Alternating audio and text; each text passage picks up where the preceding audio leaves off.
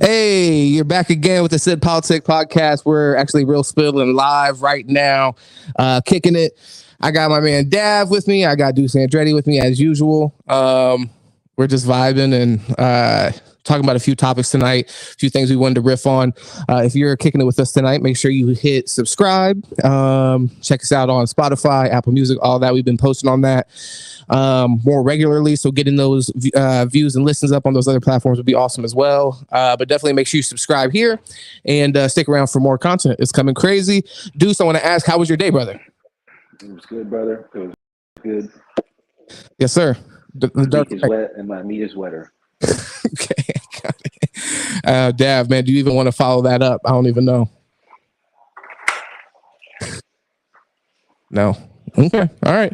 Well, yeah, I don't know. I don't think you want to follow that up. It was a hard follow up there. You know. It was a hard follow up. You said your meat was wet. Oh, brother, I didn't know what I said. Brother. I don't know what you're talking about. We all relate.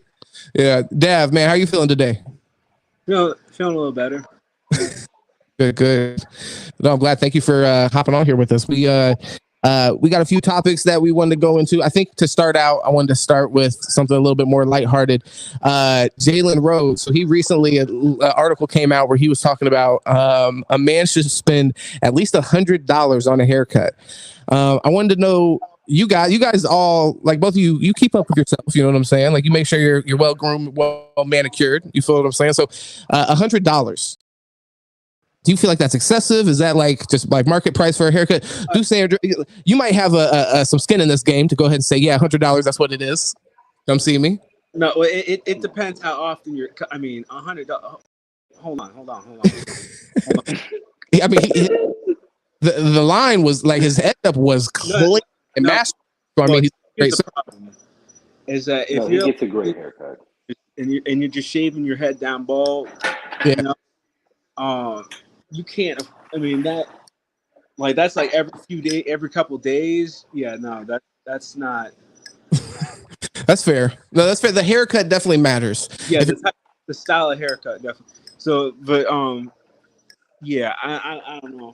Maybe once every week or so. I think he's coming in looking for the specialty haircut. That's the thing. He's got to go and he's got to speak to the one guy that can execute his vision. Yeah, I mean, I guess, the price is the price. But also, I mean, he's probably paying for somebody that is always available to him at the drop of a hat type deal. You know what I mean? He's probably the type of guy that comes into whatever barber shop or whatever. And even if there's somebody in the chair, they might have to get up out the chair mid haircut just so Jalen Rose could sit down and drop his $100 plus on the hair on his edge up. I mean, but the shit is clean. The shit is clean. You get what you pay for. I mean, I don't know, brother. $100 for I'm all for my barber getting paid. Don't get me wrong. I'm all for the person behind the chair to get paid. Don't get me wrong.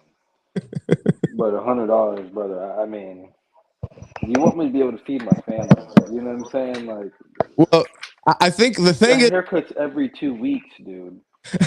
I think the crazy part from him, even because I mean, not as a stylist, but just as somebody that gets the haircut, he's kind of setting an unrealistic beauty standard for men, right? I mean, let's just say what it is, like a lot of men. Brother, I better be getting a fucking like facial with my fucking hair. Yes, like a beard, like a hot towel shave. Like, what do we?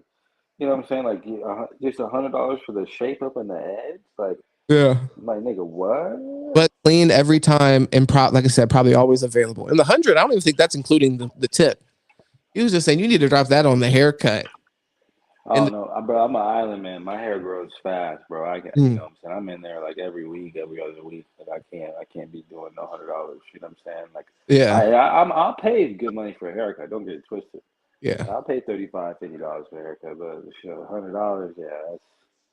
I have no real concept of this. We kind of just briefly touched on it. I mean, just from, knowing each other or whatever, however much you want to share about this is up to you. But in my experience, I'm spoiled because I grew up, my mother, she was and then my partner ended up being a hairstylist. So I've literally life never had to pay for haircuts and things like that. And I think it just kind of speaks to the luxury of just people with trades and how important trades are. Same thing with air conditioning. My father, he did air conditioning as a trade growing up, and it's easy to take for granted from our perspective. I hear when other people talk about it, they're like, yeah, I'm fucked right now. I got to wait for somebody to come out on Monday because they lap my neck coming out on a Saturday. But I was spoiled in where I could reach out to my father who has a specialty there. And that's why it's important to have like these kind of networks that are valuable in that way. And he could just come over 9 times out of 10, take care of whatever the issue was or diagnose it for me. So same thing with the haircut situations. Like growing up, that's not something I ever had to worry about. So when I hear Jalen Rose say this, it's kind of jarring to me because I'm like, golly, $100 a week on a haircut. Like I said, something I never had to worry about, period. $35 on a haircut, none of that. I mean, that's a whole nother fucking bill. You know what I'm saying? Like, you know what I'm saying? Like, brother, I better be getting some fucking therapy when I'm in there. Oh yeah, fucking back rub. But what the fuck am I paying for? Like, what is this dude fucking massaging my shoulders as he's giving my edge? Like, what are we talking about? No, that's hilarious. Bro. That's crazy as fuck. But that's part of the experience. To your point, I'd better be getting some therapy or whatever. The overall experience is very valuable. So I mean, I appreciate anybody putting a blade on my fucking edges, on my fucking, you know what I'm saying, my eyebrows type shit. Like, if you saw waxing my eyebrows, like all type shit. If you saw these edges, man, that you're not getting that that precision from some clippers. You know what I mean? That's just brother. But he's probably just spraying in. Like, you know what I'm saying? Because you can spray dye on the hair and shit. You know, bro. You know, there's tricks. Calm down before you get blackballed. There's little tricks and shit. You know what I mean? I'm just saying. Yeah, you're very close to getting blackballed. Why am I getting blackballed, bro? Giving away the tricks and the, you know what I mean, behind the. There's Big Blend's been doing that. You're like you know the Don't blame me. Blame Big Blend. You know what I'm saying? My boy. Have you ever seen the magic guy that reveals how magicians do their tricks? I don't know if you've ever seen those videos. No, I never seen him, but he sounds like a scumbag. All right, well, I'm gonna have to write that down whenever we're in person because I can't put it in this anyway, so I wouldn't be able to show it to you. But yeah, funny shit. Another thing I wanted to talk to you guys about was the Jesus. No, well, not me. I mean, I'm not saying anybody should probably talk to all of us about that. Was probably the opposite of that topic, which is Blueface and Krishan and Chris Brown. It couldn't be further away. Yeah, no, yeah, that's the devil's work. Yeah, literally, just a bunch of yeah. So Chris Brown recently, matter of fact, let me. How much of this have you guys heard about, if any? Dav, please let me know, man. How much of this are you tied into? I've avoided it like the play. Really been. So yeah, no. Denzel sends me little bits here and there, and yeah, I haven't been following it too much.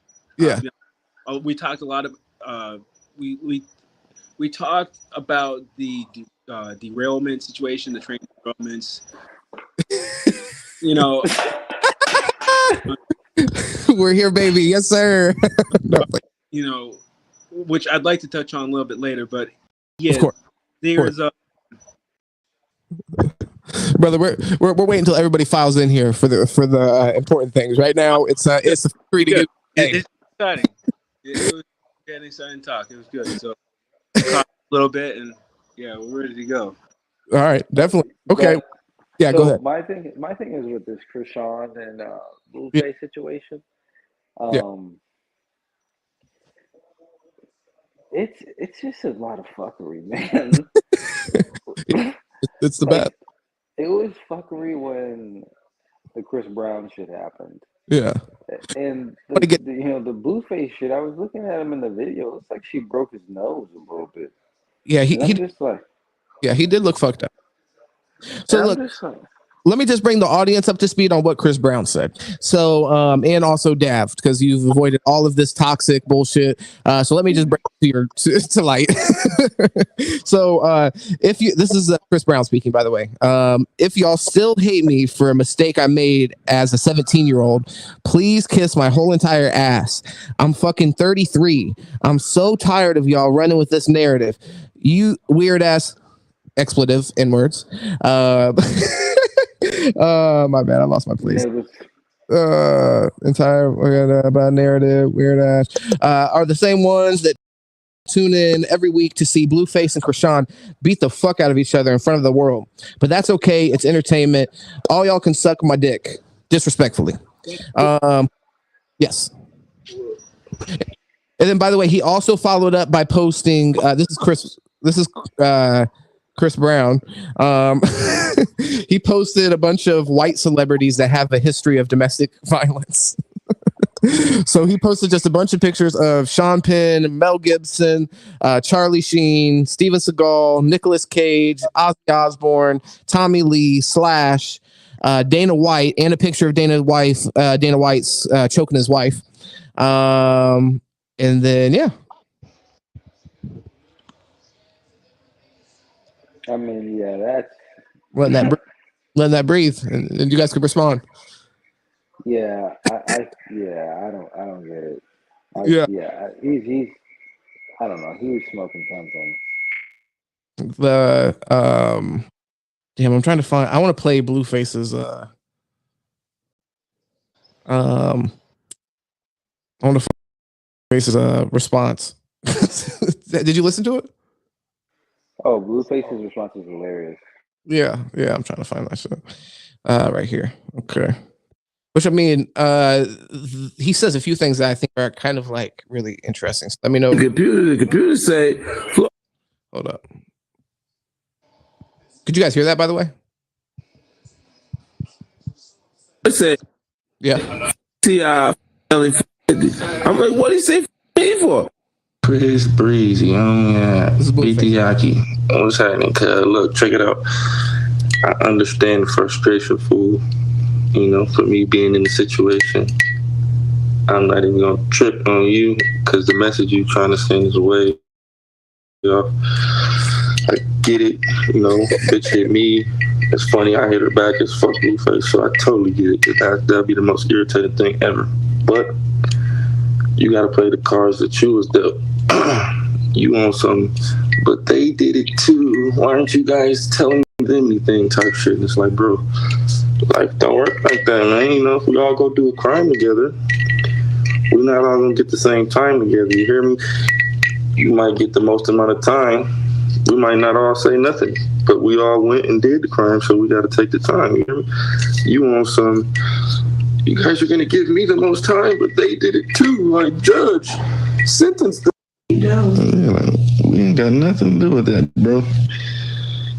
I mean, like, handle your candle, deal with your situation how you deal with it. The only thing I disagree with is you posting all these random white people and me and the bitch and trying to like distract from your thing. You feel me? Like, you gotta stand on it, kid. Like, if you beat the bitch up, shit, you beat the bitch up.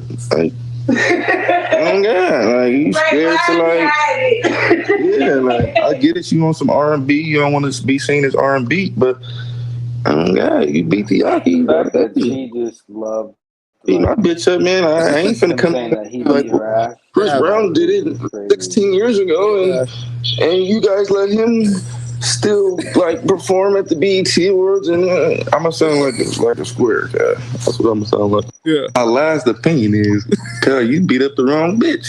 Yeah, you got a bad judge. Like, you feel me? We didn't all get the same judge. Cuz God, I got a bitch. You feel me? She gonna fight back, so I'm gonna get less time. You hear me? You beat up you beat up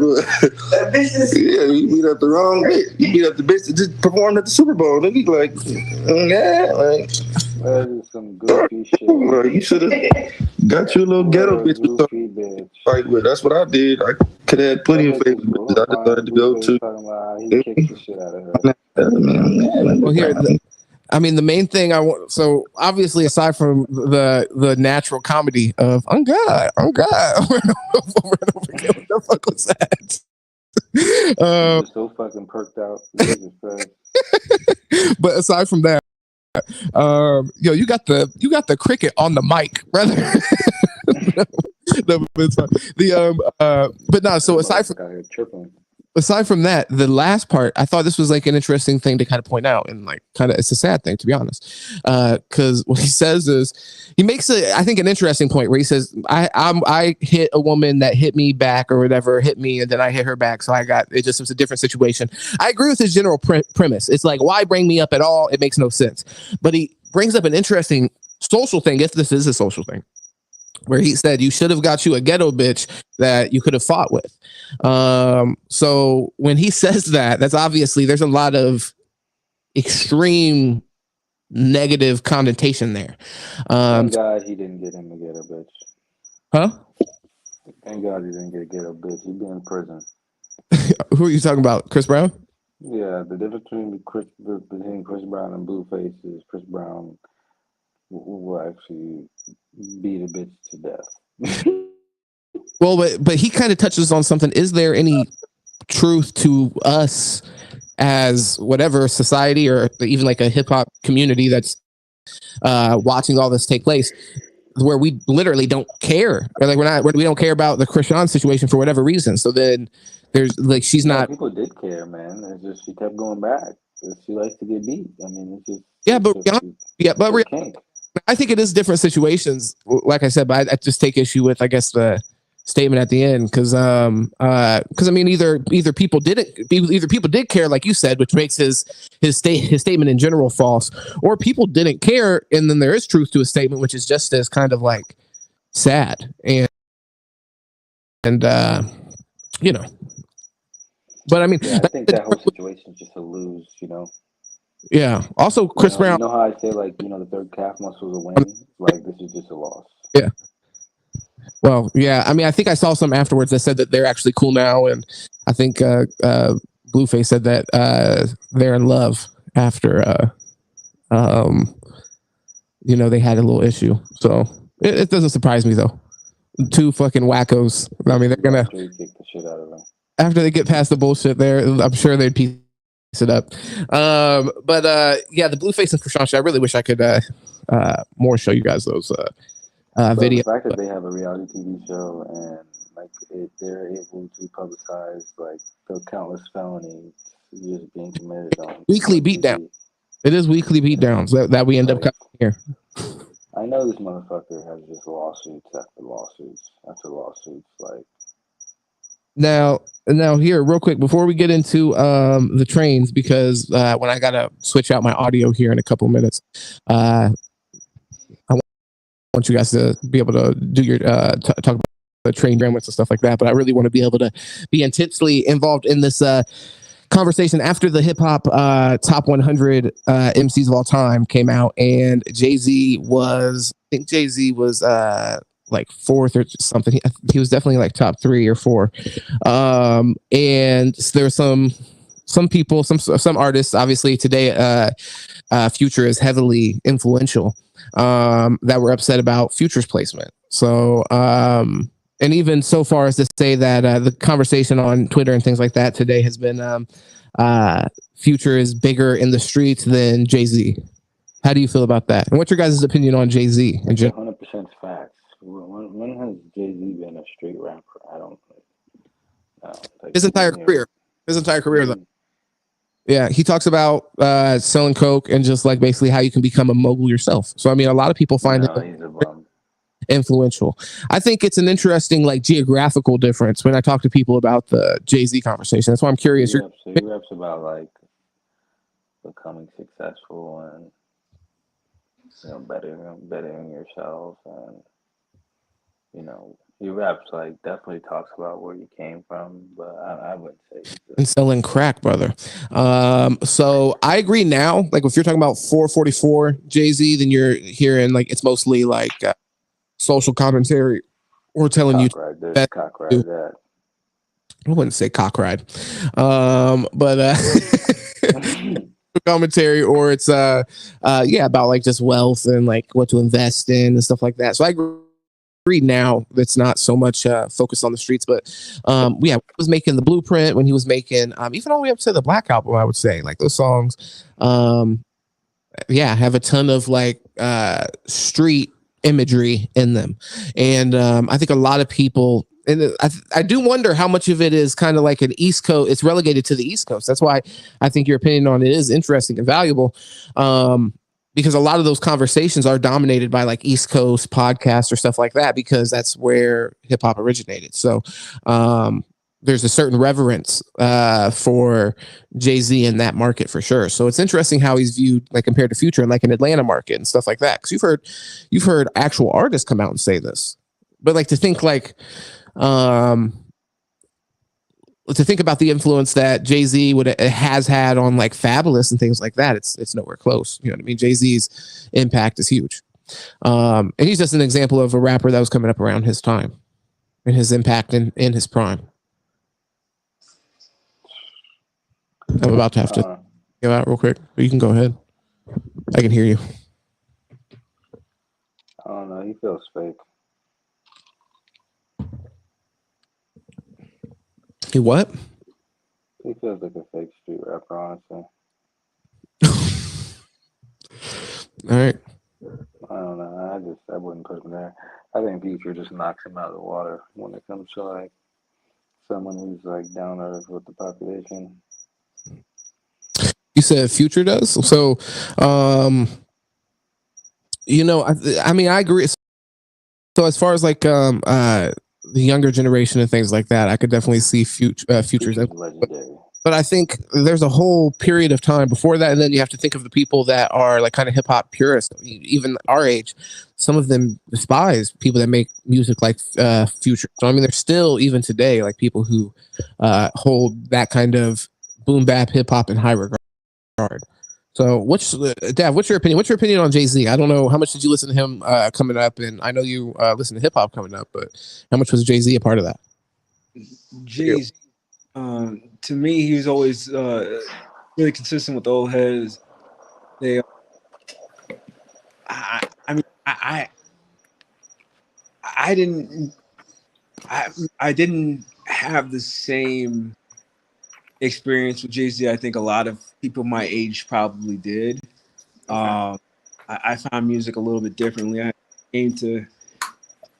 was interested in a few different artists. JAYZ wasn't really one of them originally. I mean, he's always been popular, but that's just he didn't fit one of my interests. You know, I didn't have that draw to. I mean, there's a few songs here and there that stood out over the years.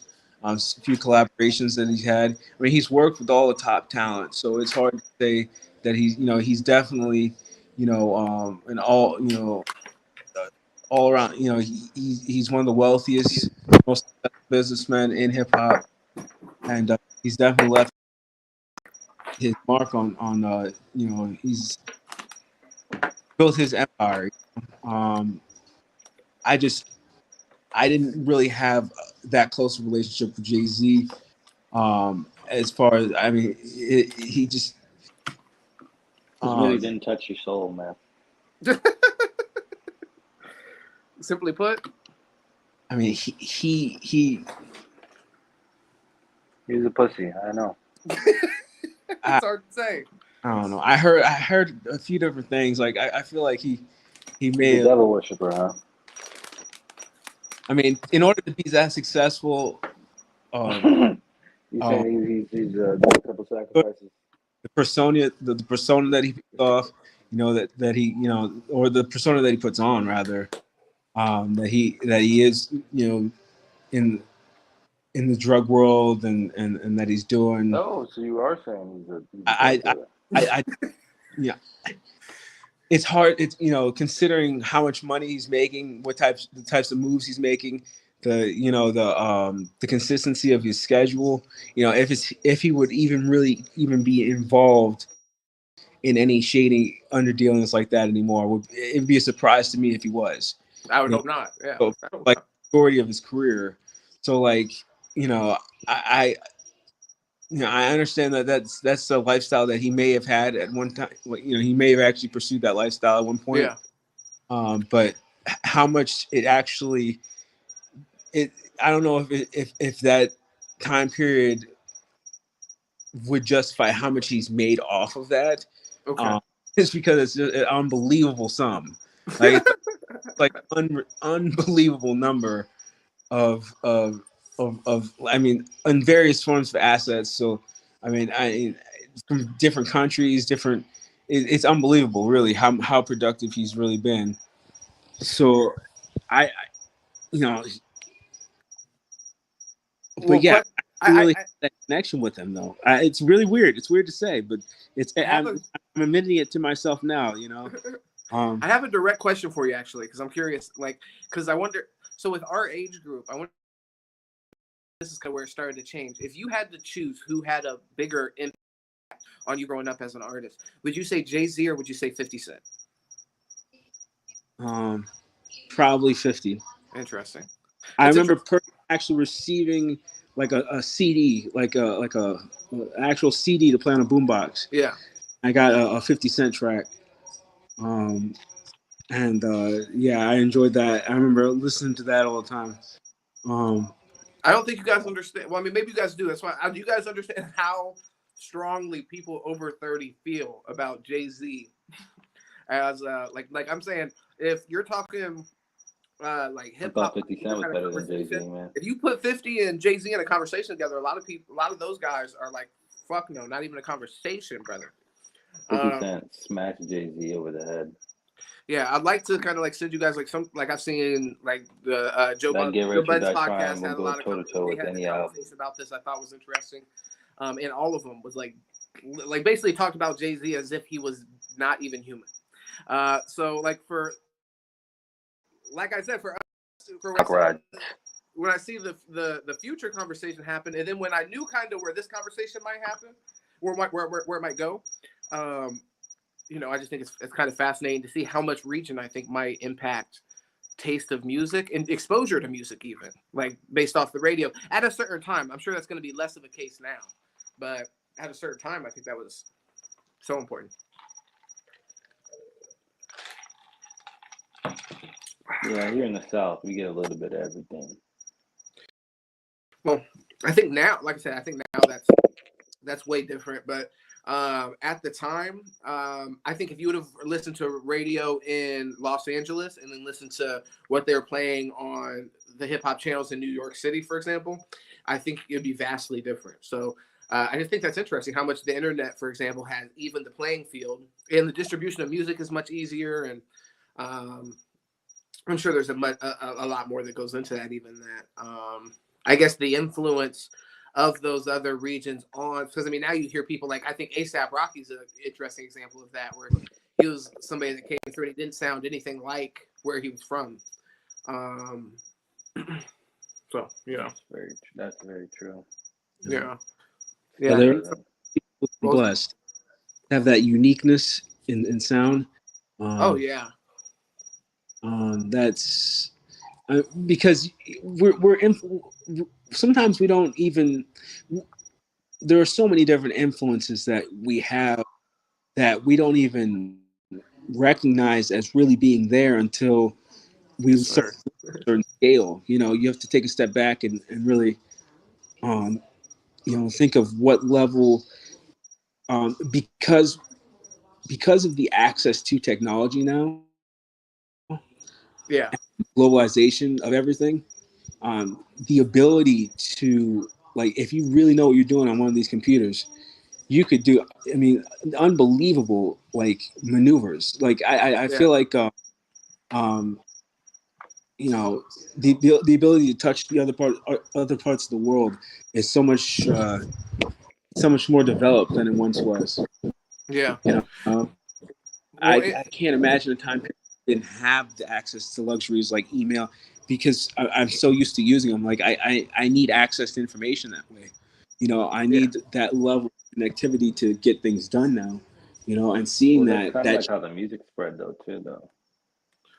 Well, real quick, because Zilla put in the chat, so I want to shout him out first and foremost, but then also it's an interesting point.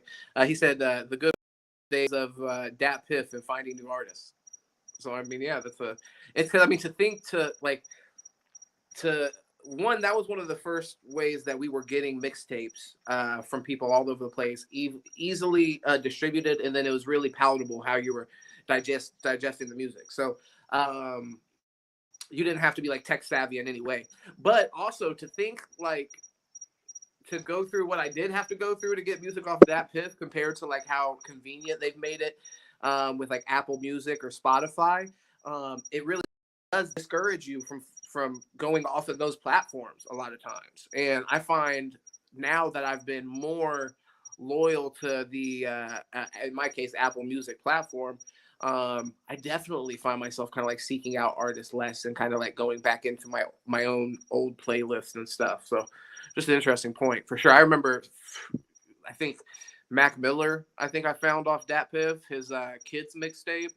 That shit was crazy. And you know, yeah, just downloading it on MP3. That was definitely a time and just an interesting time. Yeah, and I think that's the same place I got the ASAP Rocky one with the flannel and shit on the front. But the interesting thing there too is it gave. So that's also a product of just hip hop getting older and having more time to influence, because what he did. So Daverick, you pointed out, you said you spoke about how unique their style was, but even still, it was unique but familiar because they took inspiration from things we had already seen. We had already seen like a lot of the flows that they were using and things from like Bone Thugs and Harmony, but it wasn't. We weren't used to seeing it packaged from an artist that was from Harlem and kind of had like a like Dipset kind of like just Harlem kind of style to him, and he packaged that in like obviously like Houston inspiration stuff and wore those kind of like chopped and screwed inspiration on his sleeve. So he's just one of the best examples of somebody, but also best examples, but it also was so not subtle. You know, it was like it was so odd, but that's kind of what made it so genuine. You know what I mean? That it was. Of it. I like the way that I like his take on what like kind of what swag is. Literally. I mean, I don't know. Yeah. It's a lot of. I mean, like I said, a lot of it is like cultural influences from certain areas playing a big part of that. But you know, it was a fresh sound, and sure. I just remember resonating with that a lot. And I mean, even the confidence too.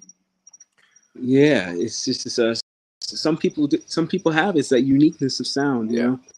No, for sure. I mean that ASAP. I mean, I think he's had more exposure since he's been with Rihanna and things like that. But previous to that, I remember I've had the conversation several times that I think he's one of the artists from when we were growing up, or just our generation or whatever, that gets some of the least recognition, but had some of the biggest impact on just one, how artists would go forward with like their marketing and just aesthetics that they would put forth and kind of their own brand building. But then also, yeah, just being willing to mesh styles. And he also, quiet as kept, he's pretty adventurous as far as like being willing to step outside of his style, which sometimes pisses me off as a fan of his when I go buy his album of his or whatever. I go listen to it and I'm like, fuck, I wish there was a little bit more classic ASAP shit here. Like you're playing a little bit too much, but at the same time, as from him as an artist, I mean, I appreciate it. You know, I know that's what I'm going to get at this point. He's kind of trained me as a fan of his to expect some of that. So I appreciate it a little bit more. But either way, you got anything else to add on this, Deuce or Dab, before we move on? Excuse me. No, I'm good on this one. Okay. Anybody want to talk about trains? Let's talk about that fucking train, brother. Yes, sir. So, train derailments. They've been a thing in the news heavy since the East Palestine derailment. And when that when that happened, Deuce actually hit me up, and when he said East Palestine, I thought he was making a joke when he was saying that they were bombing stuff and all that. I was like, oh, that's a sick joke to make. He wasn't joking. East Palestine. Where was and there's been another one that's gotten heavy coverage in Michigan somewhere. Where'd you say? You said it was outside of Detroit, right?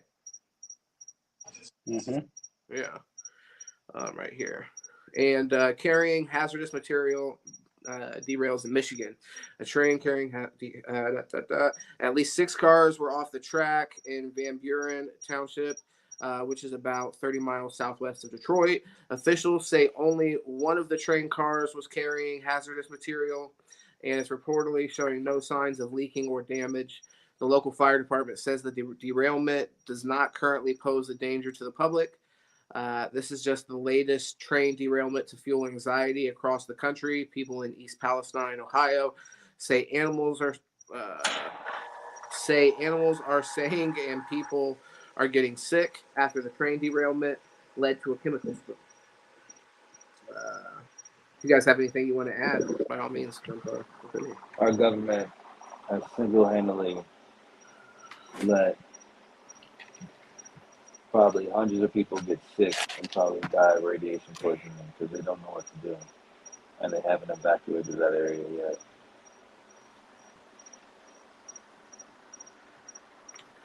It's just crazy. I mean, in all reality, Go ahead. You know, when we hired Biden, man, he said that he wanted to fix infrastructure, he wanted to fix the railways, he wanted to do all this shit. He hasn't done any of that shit. And it's like, when are we gonna start holding these motherfuckers accountable? Like, just like we should be holding them accountable for not sending someone in to directly tell people, hey, you need to leave because you're going to get sick and die. Like, was it Michigan that you were? So I don't know if I was talking. I may have even been talking to somebody else about it, but the Michigan one, I know one or the other was saying that they couldn't get federal disaster assistance. Was that Michigan or Ohio? that was Ohio. Yeah. Ohio. Okay. And I had read where the smoke went up into our atmosphere and you could see it from the plane. Oh yeah. Yeah, I saw the video of the smoke clouds over the town or whatever, the city. I mean, honestly, so I obviously can see a scenario where lawsuits come behind this. If people do legitimately end up becoming sick, people could die. Obviously, but in a situation like that, I mean, you know, I'm sure that the argument would be from the official standpoint would be that it was the worst. Well, it was a bad option, but bad option amongst horrible options. You know what I mean? I agree. Yeah. So I mean, I agree. yeah, and in this case, what do you when you say hold Biden accountable? What do you hold him accountable for? For just being sleepy fucking Joe. For just sleeping on the fucking job. Just not doing shit. Not being there to stop that train like Spider-Man? Just fucking do something. At least clean up the fucking mess. Well, I don't. Your expectations of, or maybe a little bit. So he should have. There are certain things that. So the bit that you had sent about the foreign ministry,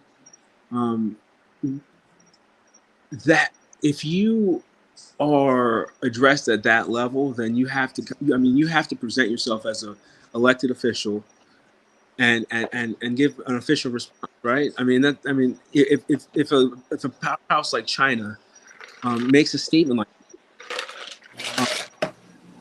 you know, is it, you know, is it something that we then as people demand, or I mean, how would we, you know, if he just refused to acknowledge China actually making such a aggressive statement, considering, I mean, well, hold on, so right now, are we considering that China is behind the derailing of trains? Is that what we're saying? So I mean, even if we're just considering that, that's fine. I just didn't know that's what we were considering. Okay. He's like, oh shit. No. I mean, it's possible. I totally think it's possible. I just wasn't up to speed on that. Everything I was looking at right now was just saying, it just didn't say anything about China. But I mean, hey, if that's where we're going with this, let's go down that rabbit hole. Okay. Yeah, there's like an article about China, and I don't know. That's from the little reel that I got there. I'm not exactly. And they'll post all kinds of stuff in there. Just a little bit about China and the whole response that they had. It's interesting. I mean, yeah. I that you keep calling him Sleepy Joe, and it might not be. He is an older guy, Yeah. He has a lot of experience, and does he sometimes not seem as sharp as he could be on things? Yeah, but that's how at the end of the day, is it fair to hold him to such a stand, or should That's we a very have? nice way of saying stupid, brother. You can. I'm not saying he's stupid. He's not saying he's stupid at all. I said that's a nice way of not saying he's stupid. Yeah. Okay. Well, there's nothing wrong with saying that he's not stupid. No, he's stupid. Okay. When you let shit happen like he let happen, I mean, yeah, you're not paying attention. Like, bro, like, I mean, honestly, like, the government's gonna get sued by those people in that city. Yeah. Millions of dollars. Well, so what? Okay, so one thing I wanted to ask, because for me, I don't remember. I'm sure it happens, but I don't remember in my lifetime serious train derailments. But then a lot of times things like this happen, and if I'm being honest and I'm being a little cynical, things do get politicized. So then all of a sudden there's a political benefit to shining a really bright spotlight on something. So then we start to really hyper focus on it, but in reality, it's something that does happen. Brother, they're gonna Alex Jones you, brother. They're gonna Alex Jones you. Be careful. What am I doing? I'm getting too real. I don't know, brother. You're saying something that they may take offense at and sue for defamation. Well, I mean, no, I'm kind of saying the opposite. I'm saying, like, in my lifetime, I don't remember there being a bunch of train derailments, but I'm asking, could somebody tell me, am I wrong? Well, that's the thing. Is it our memory? Not with nuclear material. You know what I'm saying? Like, that is the thing. When you're carrying nuclear material, you would think that the protocol is to be extra safe when you're fucking going wherever the fuck you're going. Like, you know what I mean? Like, I would just think that would be the routine, is to take extra precaution. Because if the shit does explode, it's probably killing everything within a 100-mile radius. So it's just very interesting to me that this happened. And then it happened twice. Happened in Detroit. This shit just didn't explode. It did happen, but that's the other piece of that I'm kind of challenging here, and I'd like to hear your response to it. Is when things like this happen and there becomes political incentives behind shining a light on it. Is it something that typically happens otherwise, and we just there's not that incentive, so we don't hyper focus on it. But then now, because it becomes a political issue randomly. Which I understand why, because I mean the chemicals and there's like many things that should legitimately be issues, but they should always be issues. And I'm just wondering, I've just literally never heard of a train derailment in my life, to be honest. I would have thought it was one of the safest ways of travel, if I'm being completely honest with you. But I mean, so you guys either. I mean, it's really a question. I don't know that I've heard. I mean, no, I guess no. To be fair, I've heard of them before. Okay. I've heard them. But yeah, it's not as common. I mean, it's not in the big news as commonly as I guess it could be. I mean, I think it happens more often. Well, yeah. So here real quick, because I just pulled up the number. So theoretically, here, this should be accurate. But either way, so it says the DOT reported 1,044 train derailments in 2022. Okay, so I wonder what classifies as a derailment. Is it any time that, like, I mean, are some of those not catastrophic in the way these have been? So I think those count for any time that, I think they might be inflating the numbers a little bit. I mean, it's still a lot. So don't. There's a lot but we're talking about a huge landmass. Yeah, 100%. So it's a lot of space, a lot of Definitely. Yeah, absolutely. Yeah, I don't know. I guess I guess it's more common, and then we just never hear about it. And then but now is it because it doesn't happen very often, or is it because of the type of, so like, is this within that larger category of derailments? How many of those were other toxic spill derailments? Exactly. Yeah. I was hoping Deuce would hop in here because that was your point, Deuce, and I think that is an interesting thing to kind of touch on. I mean, in both instances here, and I don't know that's become more common to transport hazardous waste via train. You know what I mean? Like I'm not sure how much of that has changed over the past 20 years, but Yeah. By the way, train derailments have went down 2,000 a year over the last 20 years, though, just so you know. 1,000 a year? 2,000 a year. It was 3,000 of those happened a year. Now it's a little bit over 1,000. Really? Yeah, but I imagine there's probably less train travel now. The more I think about it. That as well. Yeah. Imagine, dude, you just be on a train heading to fucking 3 cities over and the whole bitch falls over. Like, I mean, that sounds like so horrifying. I mean, for some reason, it sounds way worse than a plane crash. Even I don't know why. I guess I feel like maybe not, because maybe you have a better chance to survive the train wreck. Okay, so I think I see. Do you see my criteria here? Yeah, I see the yeah. Well, which public transport disaster would you rather be involved in? Is the question.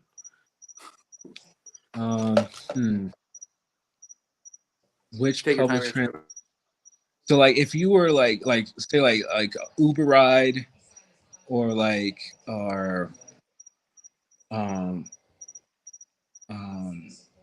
like a bus ride, or or bicycle ride, or like across like Lyft versus Uber. Oh, okay, yeah, car accident. Okay, so but when you mentioned the bus thing, that brings me to a whole nother issue. I never felt comfortable on the bus knowing there was no goddamn seatbelts in there. What the fuck was that about? Like, how much extra in the budget was it going to cost you to get school buses with the seatbelts in them? They could have splurged and got some seatbelts in there. And I think that's something. Safety was just thought of a lot differently back then, I think. Yeah, for sure. Human life. I don't know. Like, it seems like that was the truth for most. Like, it was just a different way of thinking. You know, like, we as a society hadn't gotten to the point where we, would question the safety aspects of something that is for those of low income, or those of like the basic necessities that we have that keeps the framework of a city moving, gets neglected a lot of times, especially when we're looking for like new innovative things to run on, and the whole political aspect. I think that there's a political side of that really comes and has a pretty profound effect. But I don't know. I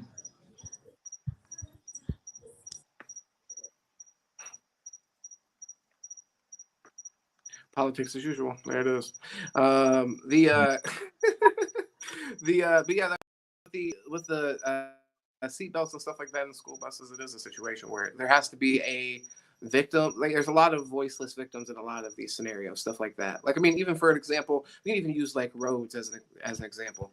Deuce Andretti, over by where you're at, there's a fucking pothole that will be there forever. I mean, I guess because nobody that that's voice is loud enough can bitch about it, but there is a fucking a pothole the size of a small saucer. And yeah, thank you, appreciate it. Yeah, shit's fucking Over huge. their bike. And I mean, I know countless people personally that's fucked their car as far as like having to get a new tire and stuff like that. But Some like people have to honestly, get new fucking frames. it's it's unfortunate because in a lot of cases, yeah, things have to be like officials and state officials and people that are supposed to represent us the most. They have to have their handheld to get really anything fucking done. So yeah, I mean, it being the kids aren't going to bitch about the seatbelt issue, so they got other problems to solve.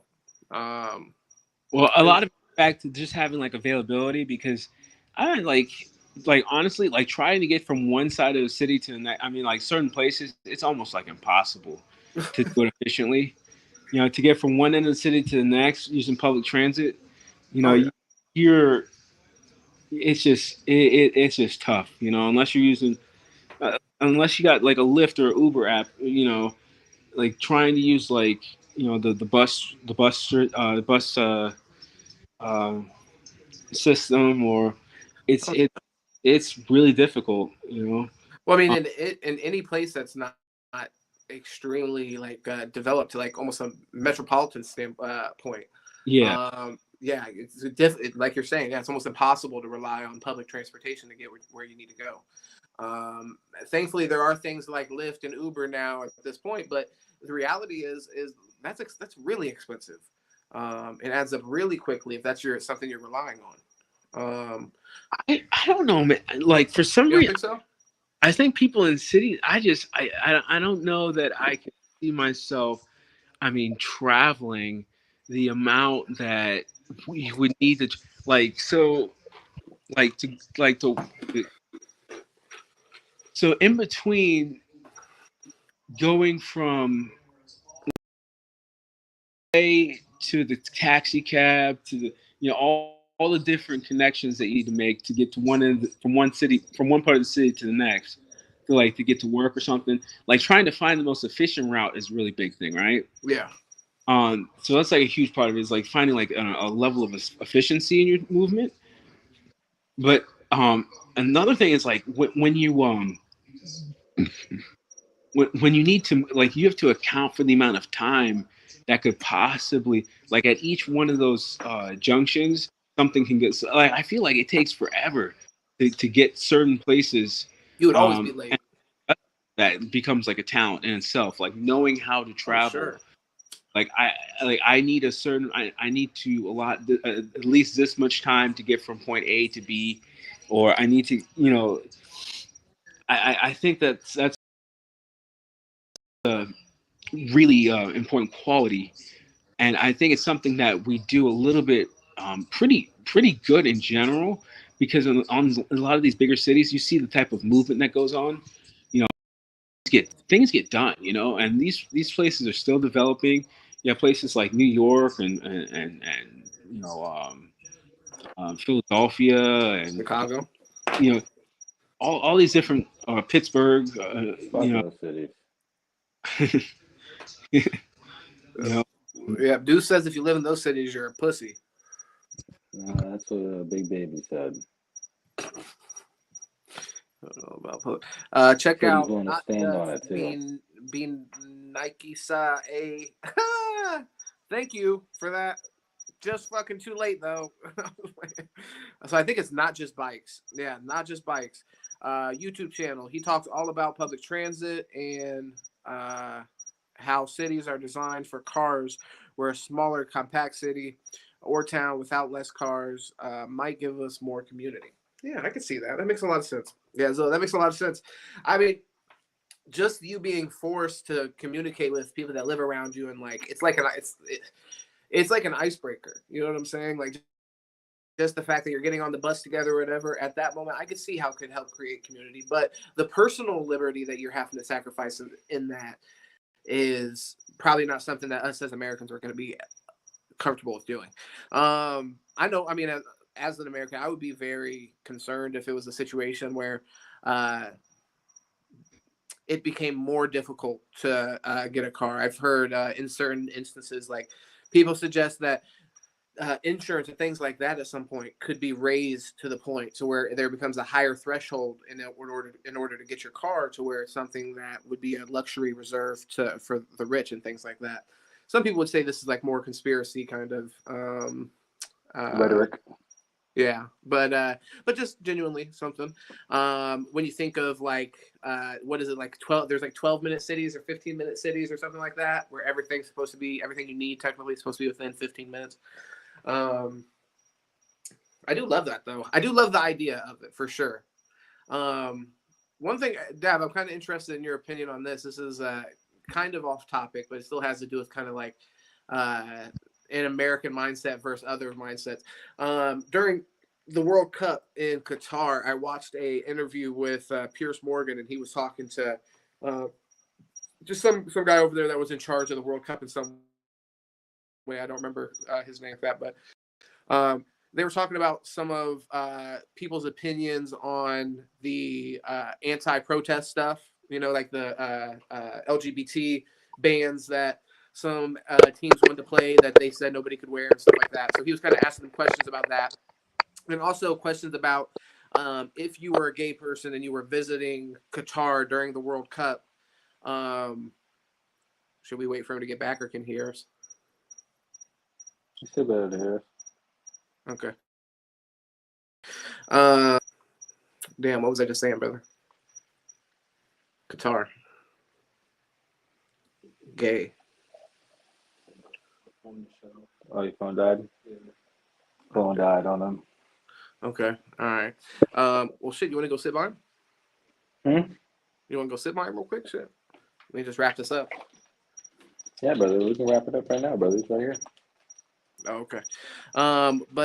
Yeah, during Qatar, when they were doing that in Qatar, they were talking about the experience a gay person might have visiting for the World Cup. Seeing people get beheaded and shit. Yeah. Not quite, but eye-opening. like public displays of affection and things like that, not appreciated at all, but from either heterosexual or homosexual. But I thought this was interesting because the guy's argument for this, I hadn't necessarily heard it put like this, and I thought it was an intriguing argument. He was saying in Qatar, opposed to America, they value the community values over individual values. And in America, obviously, because a lot of our laws and things like that are built around individual liberties and values, and your right to have those. What's your opinion on that? And what's your opinion on societies that choose to build around a more community conscious aspect or a individual's liberties aspect? Okay, well, that's a mouthful, but I'll say it like this, brother. I believe in freedom. I love America.